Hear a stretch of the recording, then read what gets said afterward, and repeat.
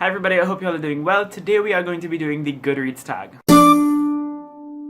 I don't know who created this tag, but I saw it done on Chelsea's channel from Chelsea Darling Reads. I love Chelsea's videos. She does this all the time and I watch her videos religiously, so you need to go and check her out. I'll leave a link to her video of this tag up in the cards. Definitely go and subscribe to her channel. She is amazing. So question number 1 is, what was the last book you marked as read? And the last book I marked as read,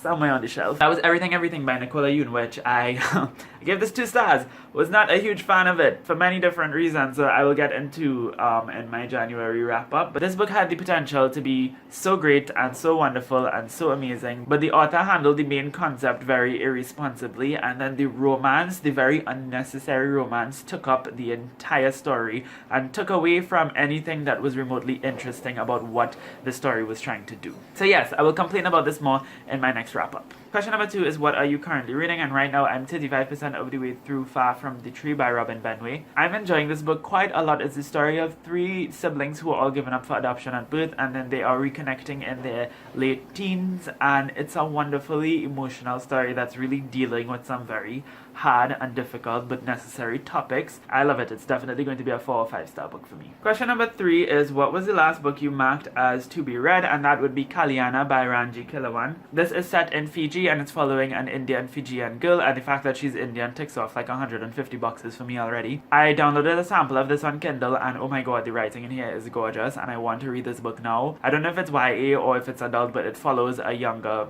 protagonist obviously, so I think it might be YA. Either way, I want to read this so bad, but the price is so high on Kindle and it's also very high for the physical book, and I don't know if I could get it at the library. So I think it will be very much worth the wait whenever I do get around to it, because I anticipate that this is going to be one of my new favorites when I read it, whenever that will be. Hopefully soon. We'll see what happens. Question number 4 is, what do you plan to read next? And the book that I plan to read next is also right here.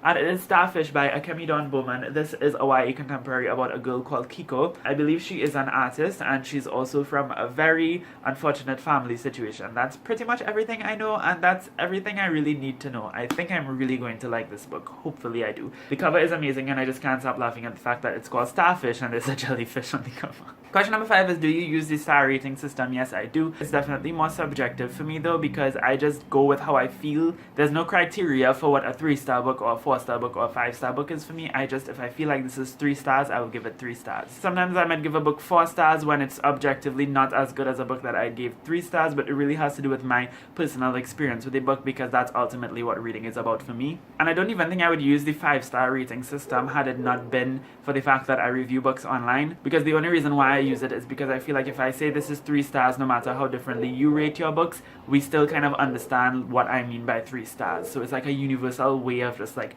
concisely expressing your overall thoughts on the book. So that's the only reason why I use it. Are you doing a 2018 reading challenge? Let's talk about Miss Goodreads first before we answer this question, because listen, I marked off 3 books as read for the year already. 3 books. And Goodreads is saying that I read 4 books, but they're only showing 2 of the books. Now, I'm not good at math, and I don't know what Goodreads is like trying to do, like what kind of quadratic equations they're like trying to solve, but I think that they're not really getting the right answers. Personally, I do feel like Goodreads is going through a midlife crisis. Every time I go on Goodreads, I feel as if I'm in the 1970s on one of those like dinosaur computers. So something needs to be done. They need to update that entire website, because I don't think Goodreads is aware of how important they are to the reader community, so they need to do something. As per the question, I set my challenge at 30 books this year, which is manageable for me. I usually read around 20 something to 30 something books for the year. I think if I do continue at the pace that I'm reading now, I might definitely surpass that, and 2018 could become the best reading year for me, but I didn't want to get too in over my head, so I just set it at 30 books, and hopefully I'm able to make that goal. Question number 7 is, do you have a wish list? Yes and no. I have a wish list on Amazon. I don't know if this is a Goodreads related question, but I do have a wishlist on Amazon, and I only use it just so that I could keep track of the price of books. And I think everything on there is private, and I wouldn't really feel comfortable if people that I don't know buy books for me. That's just my personal feeling. There's nothing wrong if you feel differently about that. Question number 8 is, what do you plan to buy next? And I technically already buy this book. I pre-ordered it, but I don't think they charge you until the book actually is delivered out. And the book that I'm talking about is A Girl Like That by Tanaz Bethana, or Bethana. I can't really remember her name properly. And this book is set in Saudi Arabia, and it seems like it's going to be not so much of a mystery book, but a suspenseful kind of how did it happen, kind of like mindfuck kind of story, and I'm really looking forward to it.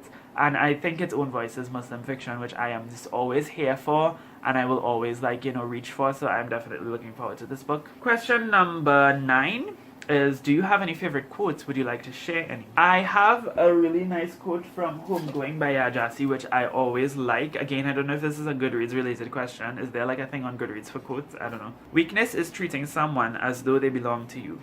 Strength is knowing that everybody belongs to themselves.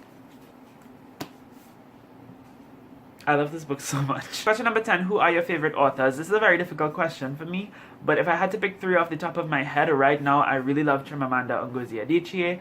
I love Ruth Ozeki. Ruth Ozeki is she's like my soul auntie. She's just the best thing ever. And a new favorite of mine would obviously have to be Randa Abdel Fattah, who, I loved her book, The Lines We Cross, and I want to read everything else that she writes because she is amazing. Question number 11, have you joined any groups? I'm a part of Top 5 Wednesday, and I just go on just to see what the topics are, but other than that, I'm not really a part of any other group, I think. Question number 12 is, are there any questions you'd like to add? No, they are not. So we'll end the video right here. I'm not going to tag anybody because this is such an old tag and I feel like everybody did it. I wasn't sure if I was ever tagged by anybody. Perhaps maybe Julia or somebody in the past might have tagged me to do this. I think Shaha might have tagged me to do this. So I'll go through and I'll see if anybody tagged me and I'll just link them down below. But anyways, if you've read any of the books that I talked about in this video, definitely leave your thoughts on them in the comments down below. Thank you so much for watching. I hope you have a lovely day, and until next time, inshallah, keep reading.